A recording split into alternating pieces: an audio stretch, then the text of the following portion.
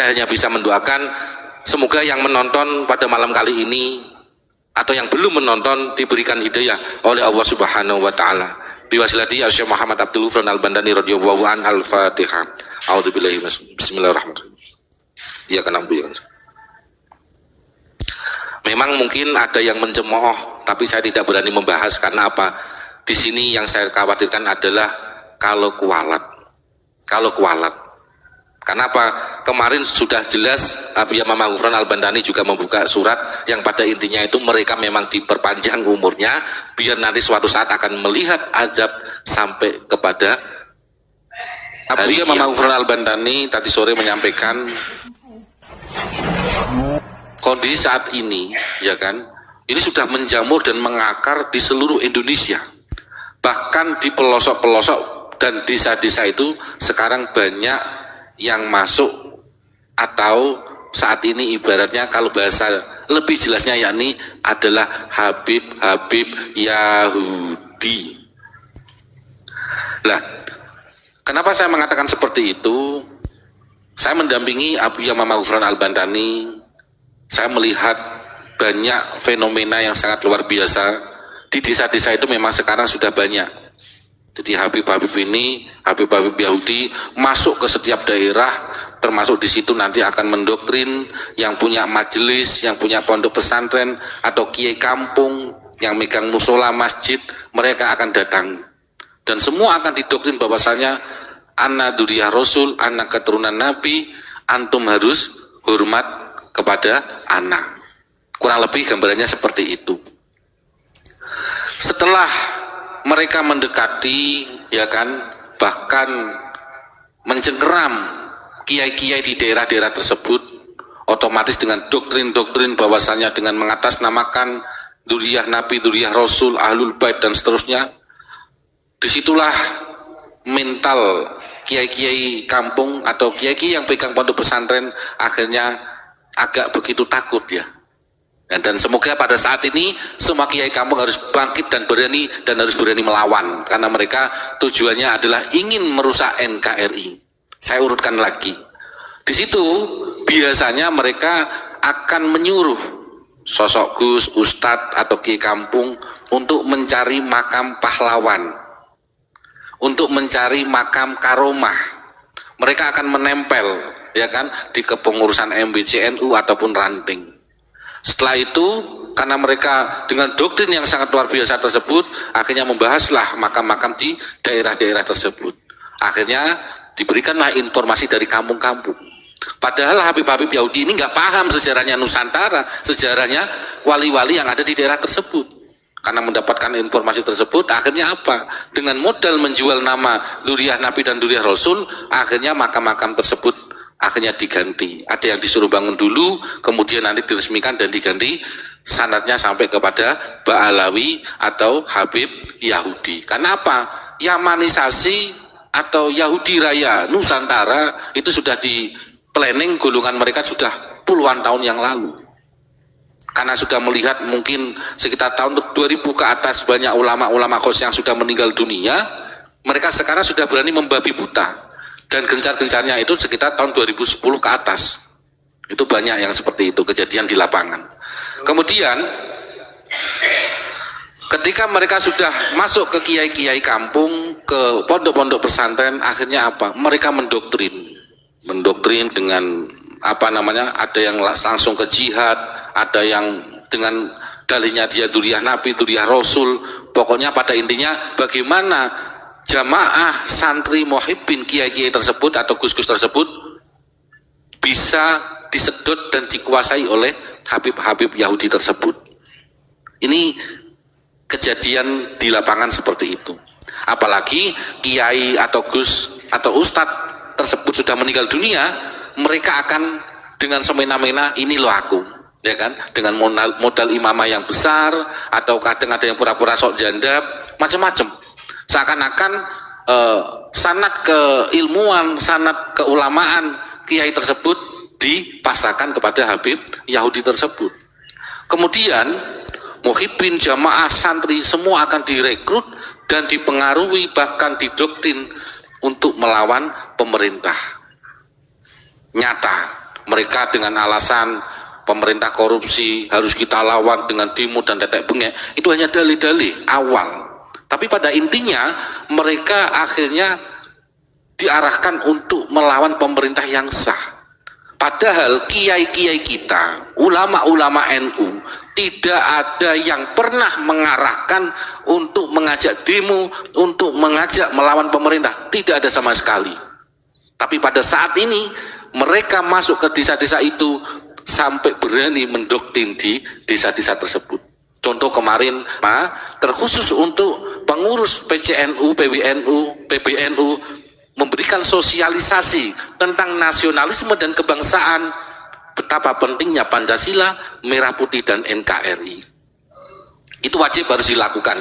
Kalau panjenengan hanya duduk manis menjabat di struktural PBNU, tapi tidak mau melakukan atau tidak mau terjun ke lapangan, kondisi daerah tersebut seperti apa, maka lebih baik jenengan mundur dari jabatan tersebut, karena jabatan ini adalah sebuah amanah daripada ulama Nusantara tempo dulu untuk melanjutkan estafet agar Indonesia dijaga dan terjaga oleh Allah Subhanahu wa taala.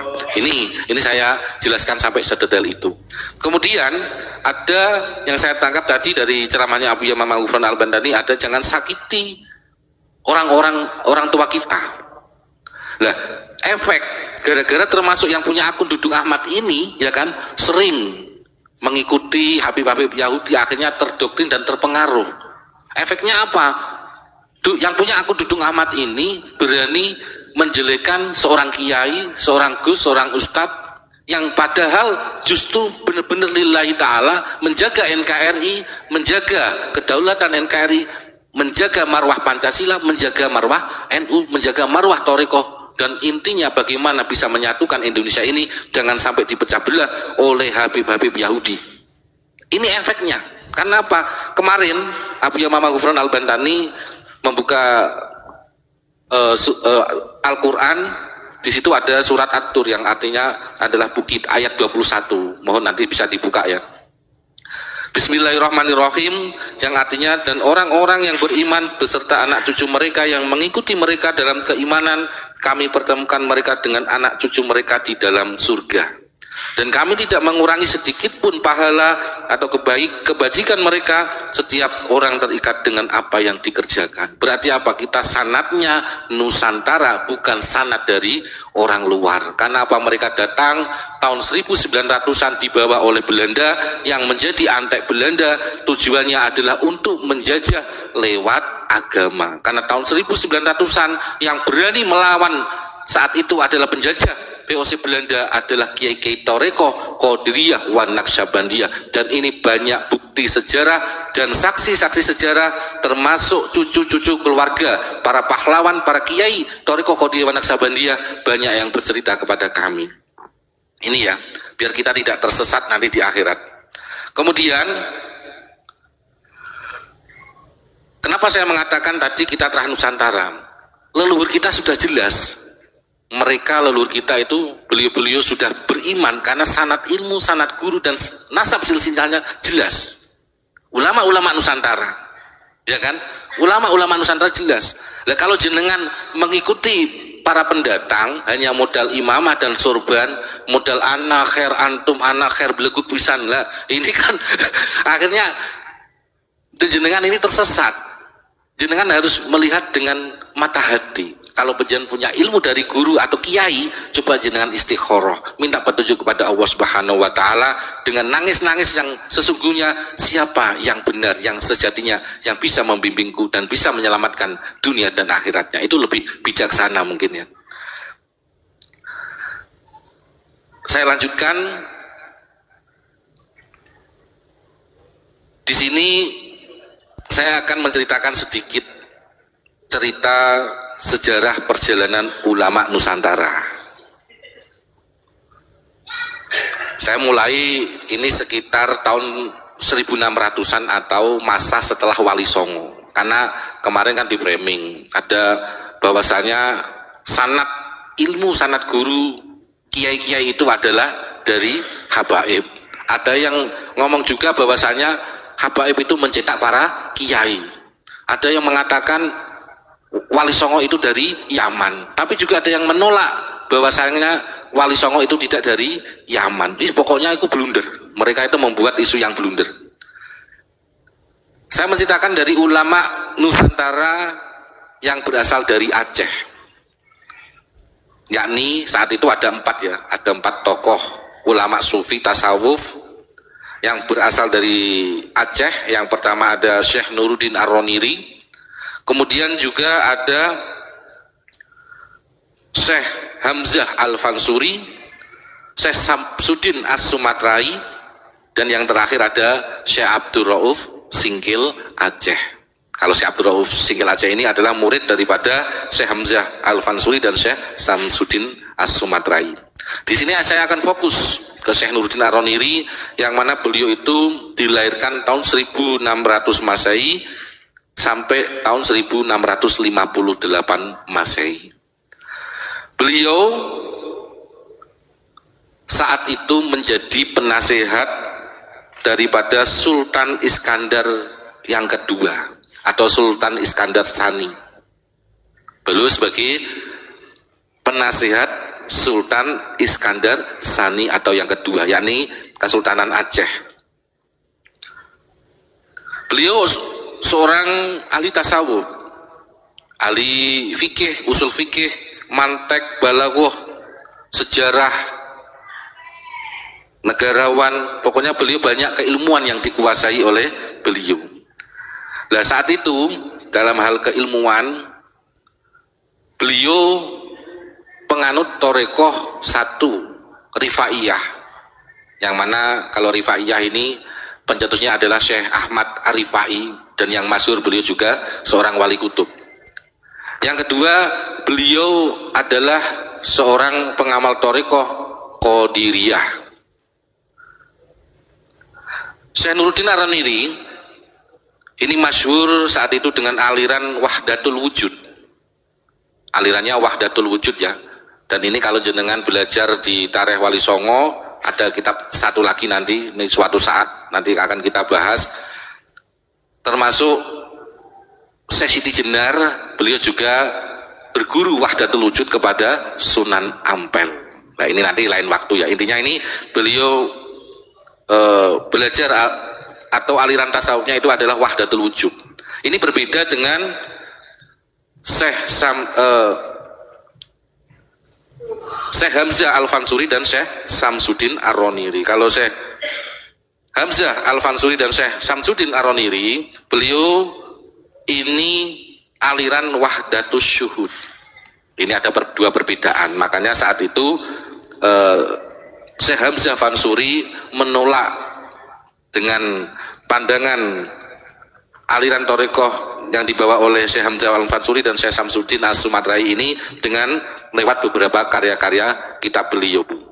Salah satu karangan kitab beliau adalah Bustan As-Salatin fi Zikir Al-Awwalin wal Akhirin, atau yang dikenal dengan Bustan As-Salatin, yang artinya Taman Raja. Yang kedua Tajus Salatin, yang artinya mahkota raja-raja. Ada juga Asyirat Al-Mustaqim, jalan yang artinya adalah jalan lurus, dan beberapa karya yang lain. Nah, ini adalah ulama Nusantara, yakni Syekh Nuruddin Ar-Roniri yang berasal dari Aceh, dan nanti besok saya ungkap lagi sejarah yang lain. Dan ternyata di sini di sanad Thorekoh Qadiriyah, jalur Qadiriyah dari Abu Yamamah Ghufran Al-Bantani juga saya melihat di papan ini juga ada nama Syekh Nuruddin. Dari Syekh Abdul Qadir Jilani, ada Syekh Abdul Aziz, Syekh Muhammad Hannad, kemudian Syekh Syamsuddin, Syekh Syaribuddin, kemudian Syekh Nuruddin. Nah, ini sanad-sanad keilmuan, sanad Thorekoh, sanad guru kan jelas ulama-ulama Nusantara. Makanya yang tadi saya sampaikan, kita harus mengikuti leluhur kita yang jelas keimanannya, jelas ajarannya Ahlussunnah wal Jamaah, jelas budi pekertinya, jelas nasab silsilahnya. Kalau kita pada saat ini banyak yang tertipu ya dengan nama-nama itu ya. Monggo. Sebelum berlanjut, tak selakin pertanyaan. Ya, monggo. Barusan yang disampaikan Gus Ilyas itu kan semuanya yang punya sejarah, bahkan punya karangan kitab kan Terah Nusantara toh. Ya, betul betul. Nah, kemudian yang jadi pertanyaan saya, ada enggak oknum Habib sekarang yang berkoar-koar itu punya sejarah seperti beliau-beliau yang barusan diceritakan oleh Gus Ilyas? Terima kasih. Ya. Kalau sepengetahuan saya, pada saat ini tidak ada karya dari Habib-Habib tersebut.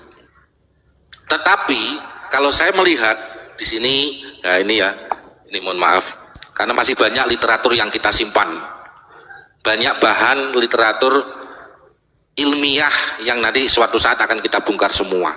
Ini karya-karya ulama Nusantara. Setiap ulama Nusantara kebanyakan pasti rata-rata punya karya ilmiah atau kitab. Ada yang memang bidangnya tasawuf, ada yang fikih, ya kan? Ada yang tentang keilmuan-keilmuan atau fan-fan ilmu yang lain. Ini jelas, ini baru satu ulama Nusantara yang kami sebutkan adalah Syekh Nuruddin Ar-Roniri. Beliau tidak hanya mengarang 2 kitab, tapi banyak sekali. Kemudian pada saat ini menguatkan, dan saya sampaikan setiap hari tidak akan pernah jenuh. Pada saat ini, kalau jenengan mau berpikir logis, berpikir cerdas, seperti leluhur kita, orang Nusantara itu terkenal dengan berpikir cerdas. Ada ndak dari misalkan pentolan-pentolan mereka, Habib-Habib Yahudi yang mengarang kitab yang murni langsung dari kalamullah, ya kan, atau ilmu laduni? Ada ndak? Coba jenengan cari sedunia, ya, kalau memang jenengan masih membanggakan golongan mereka, ada ndak yang mengarang kitab murni, ya kan, kalamullah atau ilmu laduni? Nah, saat ini kami juga harus memberikan solusi. Saya memberikan solusi, ada sebab ada akibat. Saat ini alhamdulillah di Nusantara, di Indonesia masih tetap dijaga dan terjaga oleh Allah Subhanahu wa taala, dan masih tetap ada Terah Nusantara yang dipercaya dan disayangi oleh Allah Subhanahu wa taala. Saat ini mengarang kitab dengan bahasa Suryani ada 500-an kitab. Kira-kira penjenengan asli Nusantara yang jelas keilmuan, jelas sanad keilmuan, sanad guru, ya kan, sampai kepada karya ilmiah atau karangan kitab-kitabnya sudah jelas ada, apakah jenengan masih membanggakan yang ngaku-ngaku ulama dari luar, atau jenengan lebih bangga dan bersyukur dengan ulama Nusantara? Ini yang harus jenengan renungi. Saya hanya bisa mendoakan semoga yang menonton pada malam kali ini atau yang belum menonton diberikan hidayah oleh Allah Subhanahu wa taala. Biwasilati Syekh Muhammad Abdul Ghafur Al-Bandani radhiyallahu an. Al-Fatihah. A'udzubillahi bismillahirrahmanirrahim. Iya kan ambu ya. Memang mungkin ada yang mencemooh, tapi saya tidak berani membahas karena apa? Di sini yang saya khawatirkan adalah kalau kualat. Karena apa? Kemarin sudah jelas Habib Muhammad Ghufran Al-Bandani juga membuka surat yang pada intinya itu mereka memang diperpanjang umurnya biar nanti suatu saat akan melihat azab sampai kepada hari kiamat. Siapa yang akan juga membuka surat yang pada intinya itu mereka memang diperpanjang umurnya biar nanti suatu saat akan melihat azab sampai kepada hari kiamat? Siapa yang akan menolong mereka, dan siapa yang nanti akan rendah di sisi Allah Subhanahu wa taala? Nanti Allah yang akan membuktikan, ya kan? Nanti Allah yang akan membuktikan. Karena apa? Saya ngaji sama beliau, saya hanya yakin dan takdim dan manut. Karena apa? Yang dibuka adalah Al-Qur'anul Karim, kalamullah. Kalau jenengan masih belum percaya, berarti jenengan harus syahadat lagi. Karena apa? Jenengan berarti keimanannya masih dipertanyakan.